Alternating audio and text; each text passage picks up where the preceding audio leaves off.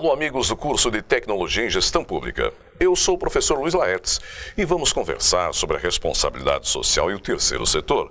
Vamos explanar brevemente sobre os conceitos de responsabilidade social e o terceiro setor e como as organizações executam tais atividades. Inicialmente, é necessário compreender o que seja o primeiro, o segundo e o terceiro setor. O primeiro setor é reservado ao poder público, que tem como atribuição ser agente regulador de funcionamento da sociedade no oferecimento de serviços para o desenvolvimento da comunidade. Nesse sentido, o setor é formado por prefeituras no âmbito dos municípios, pelo governo dos estados em nível estadual e pelo governo federal, representando a União. O segundo setor é composto pelas empresas que geram lucro. Ele é composto de toda e qualquer organização legalmente constituída, ou seja, que tenha um CNPJ, podendo ir de uma pequena organização familiar até grandes empreendimentos, como indústrias, multinacionais, prestadoras de serviços. É nesse setor que a responsabilidade social surgiu no Brasil, na década de 60, a partir de vários movimentos empresariais de incentivo à prática de ações sociais. Nesse sentido, surgiram algumas associações, institutos e fundações, dentre as quais a GIF, Grupo de Institutos, Fundações e Empresas, instituído como organização sem fins lucrativos, em 1995. O conceito de terceiro setor é um conceito oriundo da expressão em inglês Non-Profit Organizations, ou seja, organizações sem fins lucrativos. São organizações que devem apresentar algumas características como serem organizadas, significa que devem possuir um CNPJ, estatuto próprio, não devem pertencer ao Estado, não podem dividir lucros a associados ou dirigentes, devem possuir gestão e capacidade administrativa própria e contar com serviço voluntário. O conceito de responsabilidade social empresarial se constitui como uma iniciativa de estratégia da empresa com repercussões nas dimensões éticas para a economia, para o meio ambiente e social da organização e seus públicos interno e externo. Característica da empresa que investe na cidadania. Trata-se de um novo conceito das empresas que investem em projetos sociais com a perspectiva de conseguirem obter diferenciais competitivos. Ela tem um compromisso que vai além de gerar lucro, mas promover cidadania, porque investe no desenvolvimento da comunidade, com ações que têm a finalidade de melhorar a relação empresa-comunidade, as condições de vida das comunidades, bem como a imagem institucional da organização. Paramelo Froise Neto comentam que a Natura relata que uma empresa fortalece sua marca quando realiza uma ação de responsabilidade social. O presidente da Natura defende a ideia de que a marca é o maior patrocínio que uma empresa pode ter. A responsabilidade social de uma empresa consiste em participar diretamente das atividades da comunidade com ações que minorem os problemas sociais e ambientais, na perspectiva de melhorar a condição de vida das pessoas, mas também em construir uma imagem institucional perante a sociedade em que está inserida. Desta maneira, a organização que realiza a responsabilidade social tende a adquirir respeito e admiração por parte de seus consumidores, uma vez que ela auxilia com ações que minimizam as carências sociais. Além das questões sociais, as organizações devem, também, estarem atentas às questões socioambientais, isto é, promover ações de modo sustentável, como a preservação do meio ambiente, para não comprometer a qualidade de vida das futuras gerações. As organizações do segundo setor, ao realizarem a responsabilidade social, auxiliam nas ações que tendem a melhorar as condições de vida nas camadas mais vulneráveis da sociedade, caracterizada como ações de cidadania. Dessa maneira, vislumbra-se o terceiro setor, que se envolve e se desenvolve no Brasil com a visão de que o Estado deve intervir cada vez menos no processo de produção de bens e serviços, deixando por conta do mercado. Tal situação é conhecida como Estado mínimo. O terceiro setor congrega organizações sem fins lucrativos, com participação voluntária na realização de serviços de proteção à criança, ao adolescente e ao idoso. Trata-se do momento em que a sociedade passa à defesa de causas da cidadania, com participação ativa nos anseios e interesses da coletividade, como em mobilizações para a campanha de melhorias das escolas, hospitais, preocupação com o meio ambiente e na separação do lixo reciclável e orgânico para a coleta do lixo doméstico.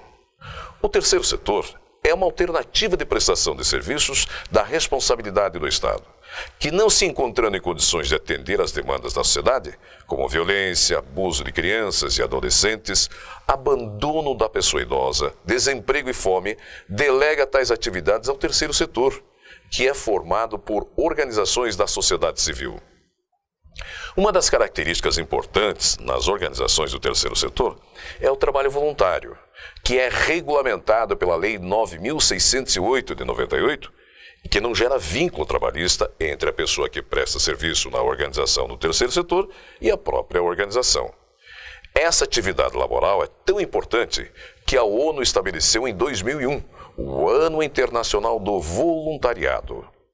As organizações do terceiro setor, para o desempenho de suas atividades, devem atender a algumas funções como planejamento, organização, direção e controle, como fazem as organizações do segundo setor, e as decisões dependem fundamentalmente de uma pessoa que exerce a função diretiva, que em síntese recai sobre a presidência da organização. A gestão nessas organizações devem apresentar habilidades para o tratamento de pessoas, quer sejam colaboradores, financiadores e clientela. Segundo Fayol, as funções administrativas da organização se compõem de planejamento. É a ação que deve direcionar a organização com planos de curto, médio e longo prazo, levando-se em consideração o cenário do mundo econômico. É interessante que as organizações planejem suas ações para que possam atingir seus objetivos e, principalmente, como, o que fazer, para quem executar determinado tipo de trabalho e o que fazer para que tanto devem levar em consideração o potencial interno, como a capacidade e habilidade de seus colaboradores, mas principalmente o mundo exterior, como as ações do governo, taxas de juros, relações com fornecedores, acionistas. No que diz respeito à organização, é dispor de uma estrutura dotada de condições humanas e materiais para que a organização se mantenha a cumprir com as suas obrigações. Para tanto, a organização deve possuir estrutura física, departamentos, canais de comunicação. Comando: possuir capacidade de liderar os colaboradores para o atingimento das metas. Coordenação: reunir e harmonizar todo o esforço e atividade para atingimento dos objetivos. Controle: assegurar para que as ações se realizem conforme os planos.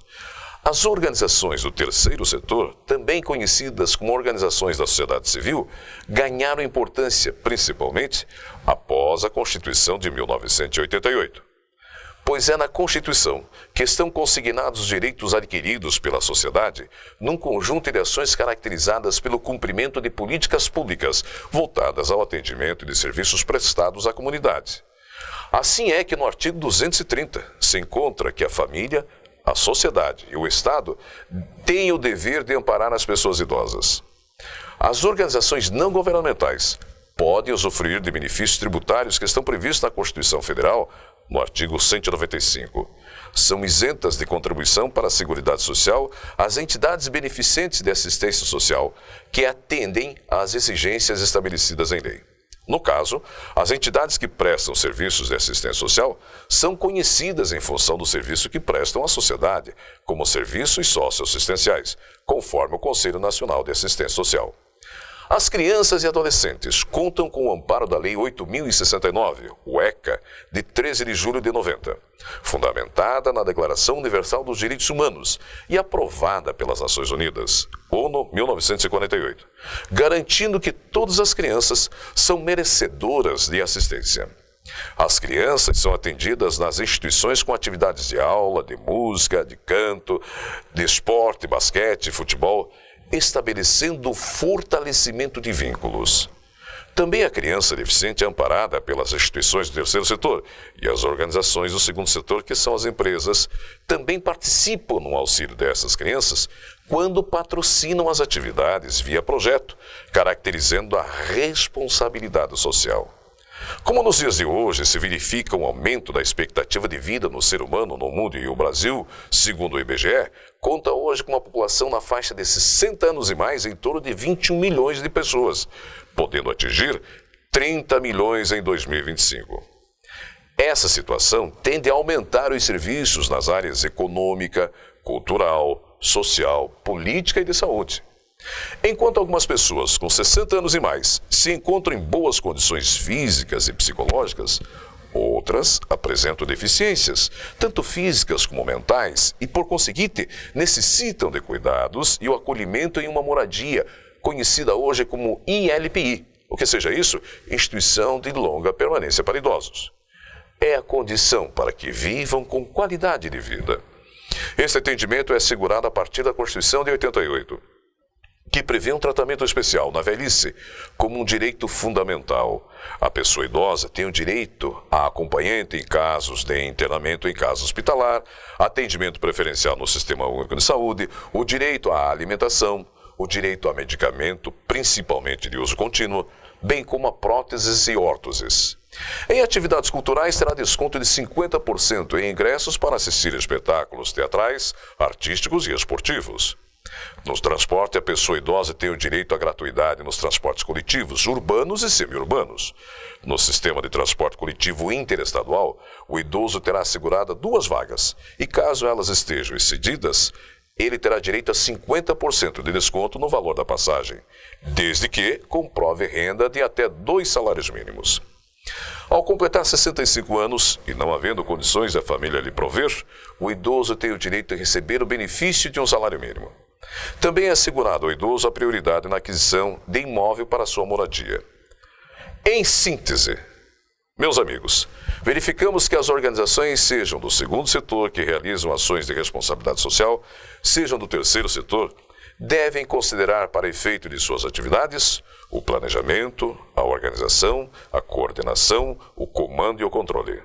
Porque enquanto as organizações do segundo setor devem atender aos seus objetivos, como a perenidade, a geração de lucro, cuidar de seus colaboradores, dar o retorno aos acionistas, as organizações do terceiro setor também devem se valer dos princípios de gestão para prestar serviços à comunidade, principalmente às camadas mais vulneráveis da sociedade, como crianças, idosos, deficientes, com o apoio das organizações do segundo setor, bem como do primeiro setor, que é o setor público. Espero que essa aula tenha despertado a motivação em vocês para o estudo do módulo que vamos estar juntos, estudando sobre responsabilidade social e o terceiro setor. Um grande abraço a todos e até o próximo encontro.